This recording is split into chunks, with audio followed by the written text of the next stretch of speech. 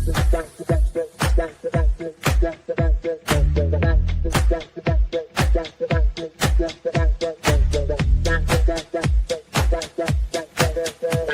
Connections Radio presents. Hi, everyone. Welcome. Welcome to the first episode of Liberating Menopause.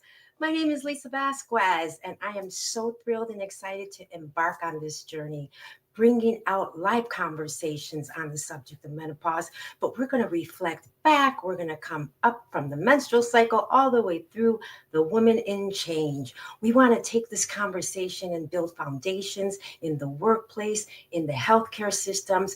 We want to bring more conversations and language, to speak this language, for women to be able to open up this conversation a lot more than what's being told right now. I come from a history of 45 years in the field of radiology. I specialized in breast health care, and I focused through a lens of disease and destruction. And a lot of times through that conversation with women, just by interviewing them with a history sheet, we were able to explore so much more. So through those 45 years, speaking with women individually all the time, we were able to connect. Women have become a human library for me. They've taught me so much, and in turn, with my special touch, I was able to get them through that mammogram exam and bring them back year after year. It's been a beautiful journey, but the problem with that journey was every day there was so much silence behind closed doors. There was so much pain that women were going through. From a lot of times after a doctor's appointment, they'd come see me. After their appointment, they'd stop in, and there'd be a little sadness because the results came out great and they were happy about that. But the issues that were really needing to be captured were not being captured. So they were still lost in a dismay as they would travel on through life. And a lot of it was during work time, not having a lot of time to sleep, not having any sleep, being woken up in intermittent sleeping patterns, a lot of anxiety, women's health issues, having problems with digestion and different communications in the body that transformed their bodies. And they had a lot of challenges, and I've seen so much, and they taught me so much. And I'm excited today to open up this conversation. I am not a doctor, but I have spent my 45 years in radiology. I've built an educational foundation from that. I became a speaker, an author. I write about this. I've recently written a book. It'll be coming out March 25th, Girl in the Red, Your Hormones Are Showing. In general, women, our hormones are always showing. We're in just different phases. And these are the things that we're going to bring to your attention, to bring to your journey by notifying you of what's really happening, because everybody's so unique and we're all on different roads. Some are progressing, some are digressing. And we want everybody to go on that road for progression. So today I want to thank PR Connections Radio. They have given me a voice, and I've been waiting years to amplify my voice to speak for these women who lived in silent pain behind closed doors, who didn't know how to speak or how to talk about it.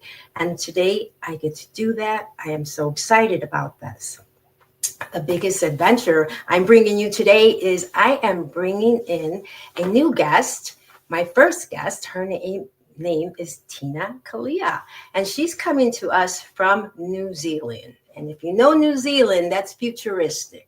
And the reason I'm excited about the futuristic advertisement today is because we want to teach women to look beyond. Instead of just today, we want to take you so that you start preparing ahead of time as we journey through this journey, as we walk these roads, and we gain progression throughout our lives. Because we want to come into the workplace the same way we want to exit. As we come in, we would like to come back out the same way. So by learning so much through Liberating Menopause, I'm hoping that this all will give you a lot to reflect on and a lot to grow from and a lot to develop more of you, because there's so much in you to be revealed when you can step out of this and enjoy the next part of your life and living a real freedom of what menopause brings. So I really like to welcome Tina Kalia. Thank you so much for being here today. Welcome, Tina. She is a trailblazer. Tina comes from a corporate world and she's had a lot of challenges. And I'm excited for Tina to explain to us and tell us all about these challenges, because everyone has secret challenges behind closed doors, and they keep it's so secretive to themselves that they don't know how to reach out to people. And in turn, that could lead to a lot of devastation. And it's a lonely road. So today, Tina's going to tell us about her journey in the corporate world. Thank you, Tina. Thank you so much for having me. I'm excited to be there. And like Lisa said, I'm coming from the future, from the beautiful place of Auckland, New Zealand. So we're not all about dragons and hobbits in New Zealand. We also have wild women and wild executives. And I am passionate about the menopause journey because of that silence of not actually being open about what is going on. And I was no different. I was stuck doing me. And I thought, menopause, you get a bit of hot flashes. I had no idea what this story actually entailed. I haven't never heard about perimenopause either. So my journey started in corporate. I've had a 25-year career, and it was always in male-dominated industry. There was roading, construction, health and safety, manufacturing, and then media and publishing. And one thing that I had to learn the hard way was that if we're denying ourselves the power of being feminine and actually showing up as a woman and not as someone who's trying to pretend to be a man in the man's world, it can do something to our nervous system, to our whole way of being. So I lived for a good 2 or 3 decades completely in my masculine energy, and I'll come back to that in a little later. But I didn't really see being female as an advantage, as something to be celebrated or to be proud of. I just wanted to knuckle down and achieve things. And I ended up in a corporate hamster wheel where I was constantly chasing the next client, the next success. And all of my values on who I was and the worthiness that I had, I looked for it on the outside. And that led me down a path of breakdown, burnout, adrenal fatigue, depression, and sadly, 5 miscarriages. And losing that control over how I show up and what I can do, because this was out of my control, it really catapulted me into a place where I had no idea who I was as a woman, as a career woman, as a then mother. So I had to find myself again. And it was in that deep reclamation of finding my way back to redefining success, womanhood, femininity, all those things, where I learned about cycles and rite of passages. And my, journey led me down wanting to share my experience, because I realized women do not really show vulnerability, certainly not at work. And I felt so lonely and so alone in my journey. When I started being open about it, women came up, I had a miscarriage and it happened to me twice. And I go, why are we not actually having these conversations about what goes on the inside?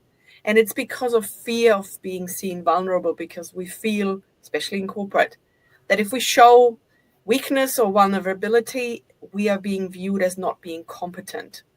So that was about a decade's journey. I've written a book about it. And when I hit menopause, I realized, it's the same thing again. We are going through a big transition. We're suffering in silence. And no one is actually having those conversations about, oh, I have brain fogs. I can't get out of bed at the morning. It's not just a hot flash. And then when I did some research and talked to women in corporate, I asked them the question, why are you so concerned about hiding what you're going through and pretending it's not even happening? And you know what really blew me away? They said, it is because I worry what my male colleagues think of me. And that was mic drop. To go, here we are in our 50s, pretending that nothing is happening, yet we're going through the most powerful change a woman can go through. And we're ashamed of it. So I'm really excited to be here to unpack some of those things a little bit. And thank you so much for allowing me to share a little bit of my background and my journey.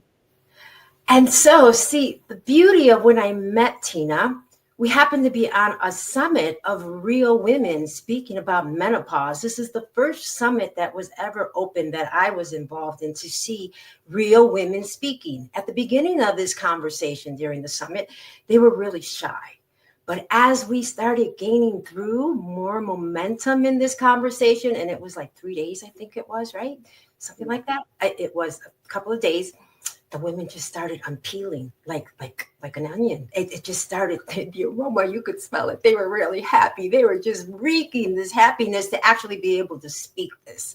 And on the side of what Tina was talking about, where she did not hear that conversation, here I was in the medical system, feeling just like her in the masculine way, because the workplace has been structured for the male men. They're the ones that went to work. So when women finally became liberated and entered this field, women didn't come in knowing that we have 5 phases of our life, where men only have 2. So once they ignite at puberty, they're running strong all the way. I mean, even after, when they go into their pause, they're still running strong, having kids. But besides that, women, we have to stop. And like pistons, we're up. One got stuck. Another one got stuck. And we're trying to go. Tina mentioned that it was at age 50. But I believe that when all these signs and changes really do show up is in 35 to 40. Women start noticing that they're running out of energy, or they're not sleeping right, but they're not putting 2 and 2 together. So they're still walking this road, because by the time that 50th year comes, things really have piled up because it was not recognized. This is what women taught me behind closed doors. The conversation Tina was bringing up, that why women, they were speaking to me behind those closed doors, sharing all these examples and things that they're going through, and the pain and the anxiety and the relationships with their husbands, because if they're crying and they don't understand it, right, Tina, then how can they help them? So this is why we want to open this conversation up. Again, on my side of that male workplace is the uniforms. As Tina was saying, fashion means a lot. I mean, we need that confidence closet. We really do. I mean, and so where I was working at, everybody had the same uniform, and it was the same thing all the time in the male and the female. And unfortunately, when the shapes change in these uniforms, it really looks more like a camp than an environment to be enjoyed in a workplace. You know what I mean? And what took it away from me the most was that I'm working with women, and I was feeling like I was in my pajamas. I wasn't comfortable. I wasn't happy. In earlier days in my life, 45 years of radiology, but the early days we used to be able to dress. We'd have lab coats. We'd have, nice uniforms. Things have changed. And so going into this new world is why we're interested in breaking this conversation open. And in my case is that I'm seeing a lot of destruction happening to the healthcare workers themselves. And it's not even being recognized. And patients notice this, and they think that help is getting worse than them, that they're feeling sicker than them. Sometimes they help the healthcare worker helping them. So it's a really different kind of swap. But women, these are things we want to open your eyes up today. So Tina, tell me, what was your experience in the corporate world? What shaped you to understand this? I mean, what happened with you that brought this out? I went into corporate, all guns blazing, here to take on the world, to work my way up. And it was really fun when I first started. I remember being in publishing, and I walked down Times Square in my early 30s with my, my rolly case, just arrived off a plane, and Time Warner Retail was our distributor. So I thought I'd made it. And it was really fun when I first entered that world. But then the GFC hit, and I realized that certain personalities in my work environment, I had a narcissistic boss who showed true colors when everything started to crumble, and it was all hands to the pump. So I kind of slid into this world of complete free fall and anxiety and everything, that stress period, without really noticing, because I just thought, it's just what you do. I didn't blink an eye. But it was expectations of, the corporate pantsuit or the skirt. It was a certain length, a certain color. It always was heels. It was a nice little scarf, but that's where fashion stopped. There was no extreme earrings or accessories or color. So it was beige, navy, black, and brown. Those were the four things. If you would have looked at my closet, that was what I thought was a corporate lifestyle. Privately, I wear bright colors. I wear pink. I'm floaty. I'm doing all sorts of wild things. But I felt like every morning I had to, put it together, go to work. And over time, that together with the constant stress of financial pressure, a lot of work dynamics, I was not ever feeling like I was quiet or silent within my body. And as an embodiment coach, that's been my biggest journey, to listen to my body, because it was trying to tell me what you're doing to your body is not healthy. And the result was my body didn't deem it safe enough for me to carry a pregnancy to full term. That realization, with all the work in the healthcare journey I had, as well as my mindset and somatic practices to understand what has just happened to my body, that was a really hard pill to swallow, because when I was going through all of these miscarriages, my question was always, why?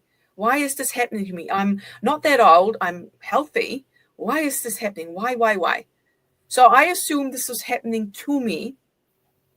And when I was listening to my body and understanding the detrimental effect that constant stress and elevated cortisol has on the female cycle, reproductive system, and mental health, I was blown away, and I realized I was a willing participant in this burnout journey. So when I teach about burnout, I not just look at workload and things. I actually go on the inside, in the subconscious, because we are sadly participating in a system where we put everybody else first and us second. And that is welcomed by society. It's welcomed by the work environment. We're always an afterthought until we become a little wild and come back to who we are, put boundaries in place, and show up strongly to go, you know what? No, I am not standing on heels anymore, because I don't want to. I can't.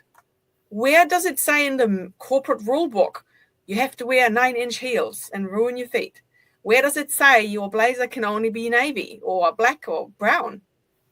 It's often us conforming because we don't want to rock the boat. And I love women coming back to a bit of pizzazz and power to go, you know what? I'm different, and I'm going to show up as myself, because the stress of constantly contorting ourselves and wearing a corporate corset, as I call it, that is self-imposed. So it takes courage to break out of it, because we ruffle some feathers. We're not conforming, and people around us, they will notice, oh, you've changed. There would have been no pink in my closet a few years ago, period, because I always thought to myself, oh, I'm not girly, I'm not this, and I'm not that. And I go, where did I pick up that story along the way? That's not really me. So coming back to your essence is an important journey. And guess what? When we go into menopause, it's a rite of passage where we are no longer at the whim of our hormonal up and downs or our cyclical monthly menstrual cycle. We are becoming a lot more even, and the filter goes away. We stop caring so much what the outside world is imposing on us, and we become more true to our power. And that's a threat. And if you go back several centuries, that is part of the reason why we were exterminated, hunted, and seen as being inconvenient older women, because we can't be controlled by being dependent through pregnancy, having children, relying on someone else to provide food or income. There's a whole little thing to unpack, and that's where women quite often go, oh, never thought of it, never connected the dots. So I love to take them down a bit of a rabbit hole to go, look at history, look at all the different things and how we are still playing into a system that is patriarchal, and it's made for men, not for women. Because we are powerful. We give birth, we give life. So if anyone thinks I'm not quite as powerful as a woman, think of that. And sadly, we've been told that that is actually a weakness rather than a something to embrace, something to celebrate. So that's a little bit about that. Oh, yes.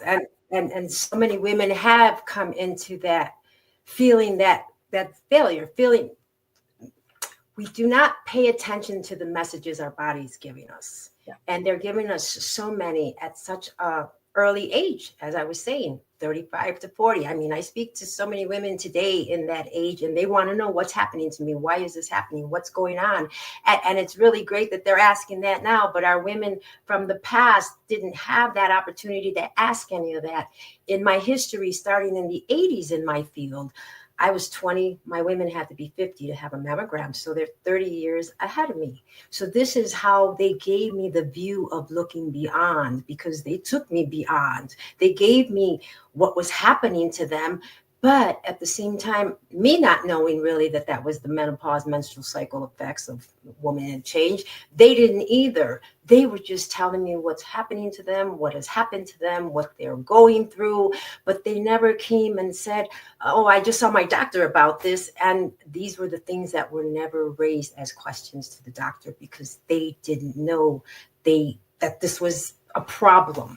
And a lot of women have graduated through menopause and didn't even know that they were there. I'd be talking to 65-year-olds, and they're like, I didn't know any of that. So then I had concerns about, wow, I had to wonder what kind of pain that was silent behind closed doors. Because, you know, even though in our primal worlds, we were always busy and we were trained to be busy like that. At that point, what was happening that she wasn't recognizing it? Because when these things hit, they're pretty loud, you know, especially if you're not listening, they're really going to hit you. But it's going to knock on your door. Yeah, and they just walked right through it. So I was like, wow, took my hat off to that one. And then the next one that came in is dispersing with, I had one condition of a woman who told me she was about to go into the books. She was having a hot flash every 5 minutes during that mammogram. And she told me that this is just ongoing. And they couldn't figure it out. And so I never did get to see her again to hear results from that. But she was going through that kind of change. And I'm standing there witnessing this, and I'm young and I'm watching and I'm wow. So you want to know, oh, how can I not go down that road? And this is what women taught me, how to avoid a lot of potholes on the road during our mission fields. And they'd lead me this way and I'd go that way. And sometimes if you went the wrong way, you'd get hit by it and you would know. So understanding all that about women. And again, people don't see this happening to us because we haven't spoken about it. So this is why, again, with my book coming out, it's to take young girls into that, educate them through every step. I mean, there's conversations in there, everything to make it that simple, and language to learn how to talk about it. Because again, now this is our next problem, is we don't even know how to go to a manager and say that. So instead, we're just going to call in, and we're going to get in trouble for that call in. But what are we going to do? How do we go tell them, you know, I didn't sleep last night because of my menopause, my menstrual cycle? You know, it's not going to really sound so much like an illness, because we haven't made it an illness. You know what I mean? Menopause isn't an illness, it's a process. And so these symptoms that show up are real symptoms, and they need to be addressed. I found in my healthcare space, I had no place to have that mental moment. You know, I mean, I leave these people that I'm working with, and then the environment that I'm working in, and then I go to the cafeteria where it's just loud, banging noises, all this stuff's cooking. There's still no place to mentally really take yourself to. So eventually I started running at noontime so I could release the morning and prepare for the next day. And lucky for me, because I worked in mammography, we had wipes and all that stuff for women. So I was able to, you know, secure myself, come back and look like I didn't do that. But I was refreshed mentally. And these were things I had to learn. And I thank women for that. So what do you think are the biggest barriers for women in the workplace, in your corporate world, that are locked in that.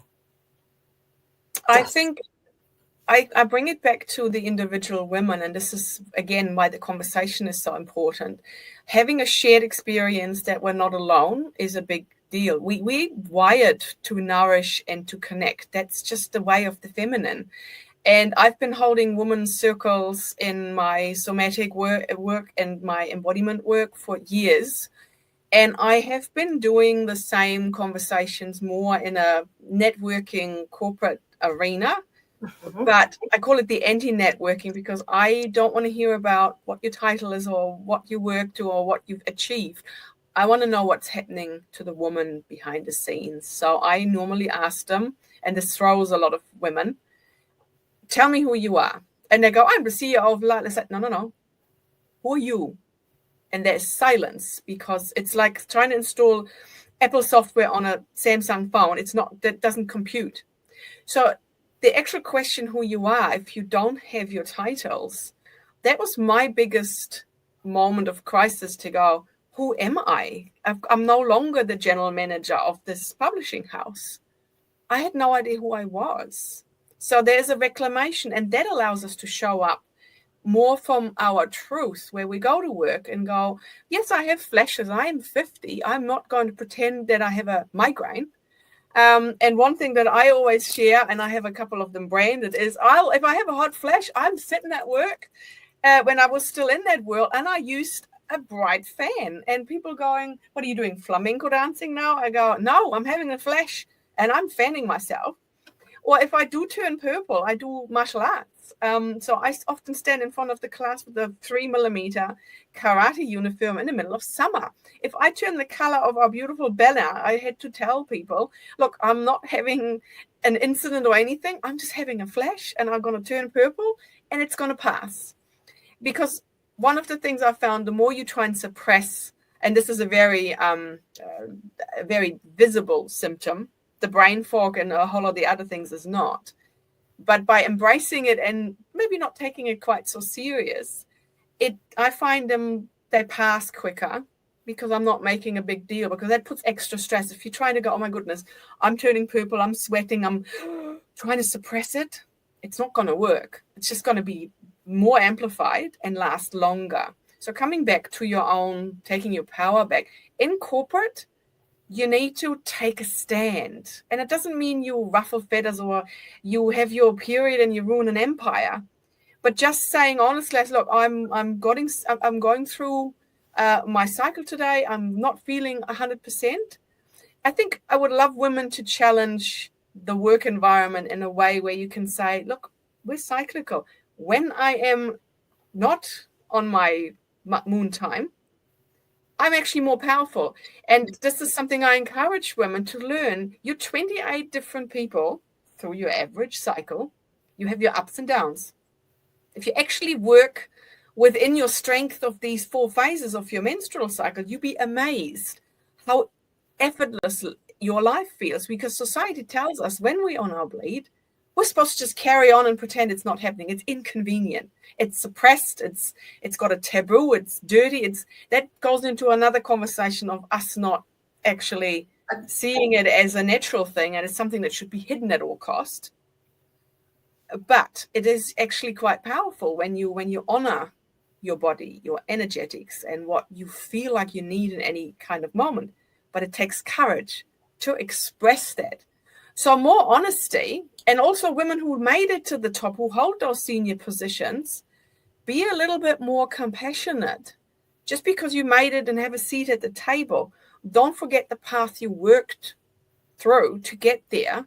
You can be softer, you can be more feminine, and no one is necessarily vying for your office or your job.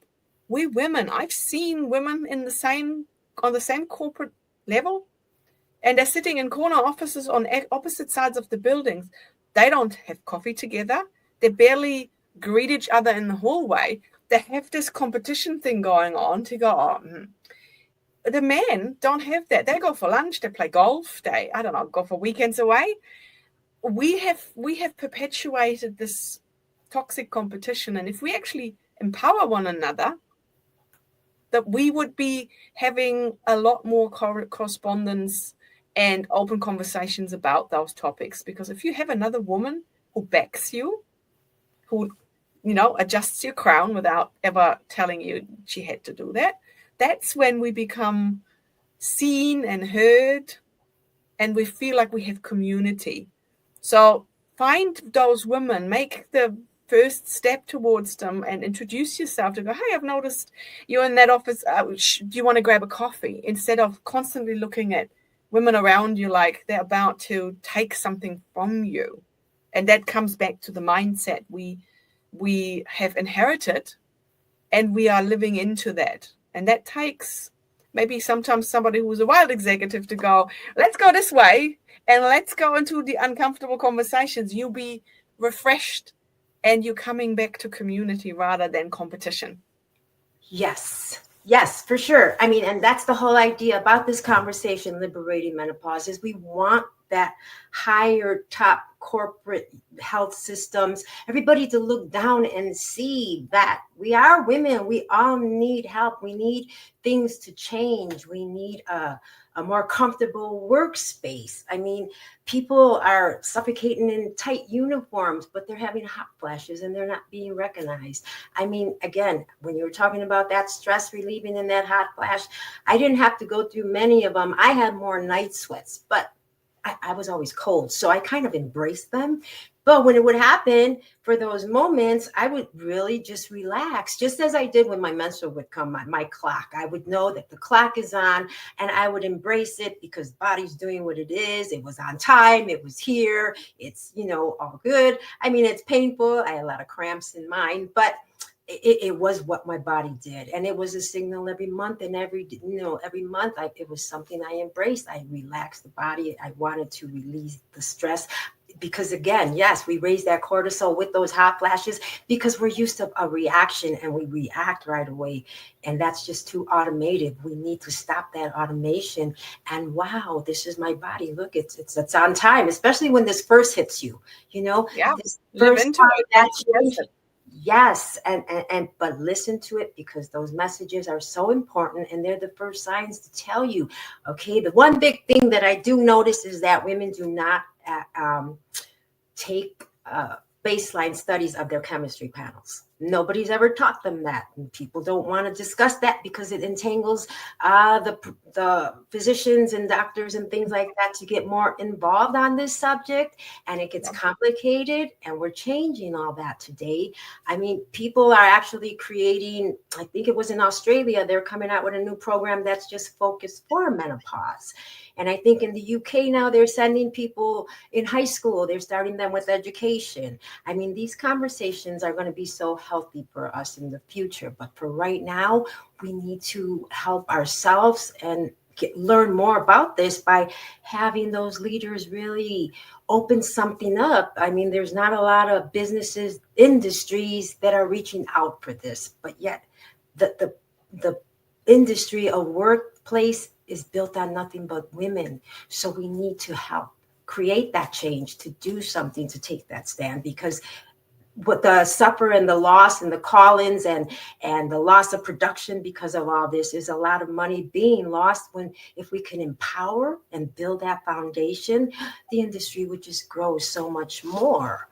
So yeah, right. I mean, that mental moment, I think that mental moment, mothers place, some place for women to just, whether you're a mother or not, to just go to and be able to relax instead of having to just, because there's no place. There is no place. Even in corporate buildings, it's all secretaries typing, all these different things, but there's no little place. I mean, in hospitals and stuff, we have a little room or something, right? But you guys don't. So that really has to complicate your work week and days all day long with no escape. I mean, as far as I know, because I grew up in Chicago, so I know the downtown world, and you go in the buildings and all that stuff, and then you come downstairs and it's all traffic and it's all, and now you're running to eat, or and then you got to hurry back, and now you're going back in those elevators, and it's just a lot.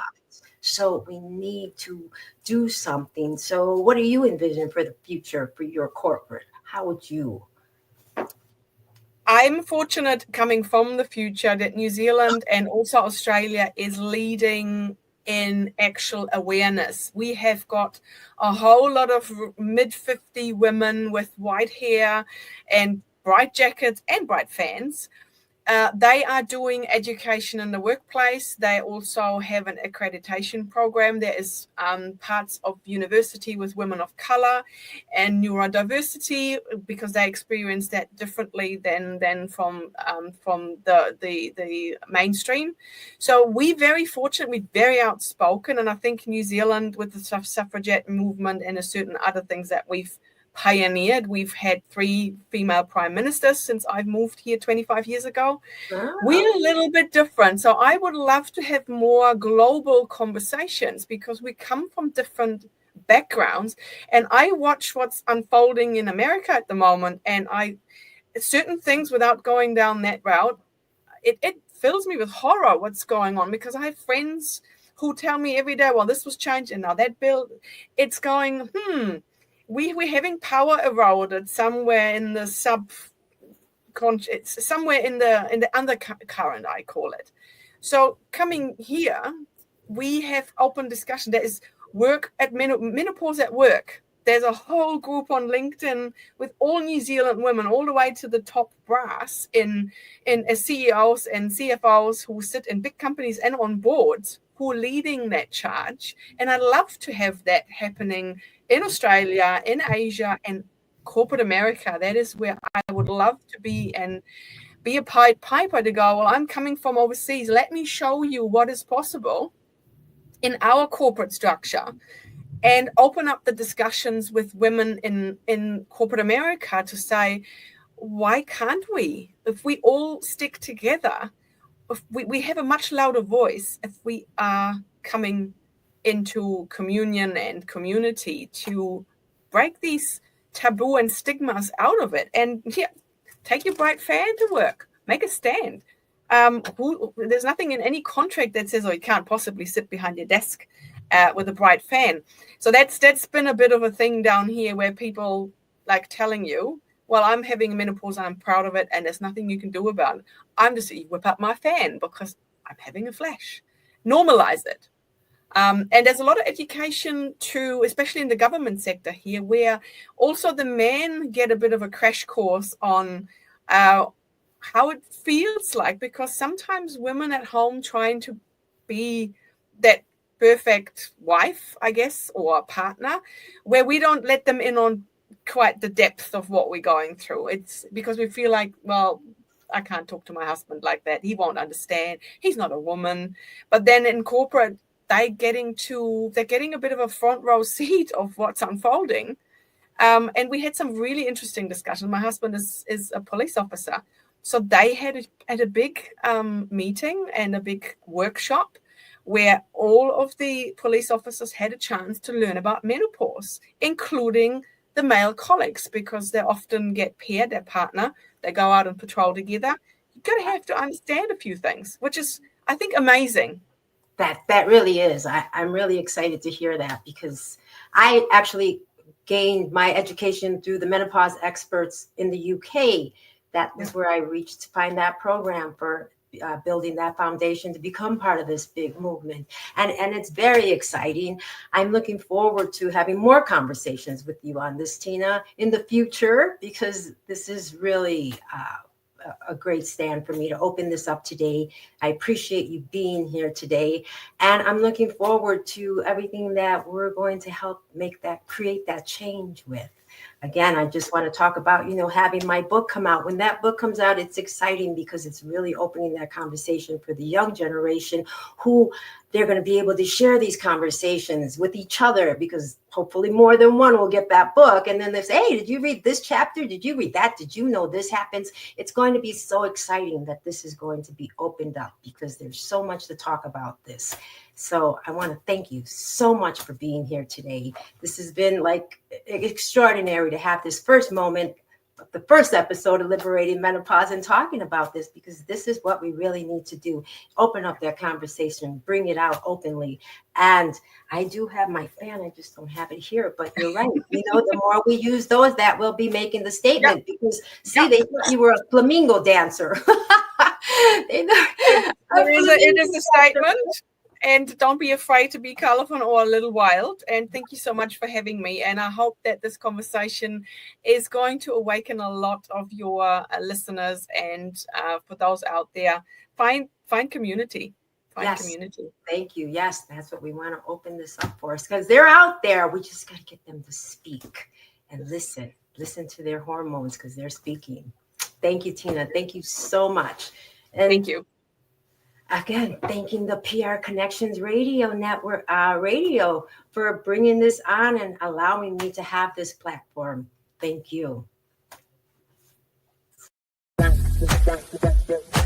PR Connections Radio thanks you for watching this podcast. Check out more episodes of this show and our others at prconnectionsradio.com.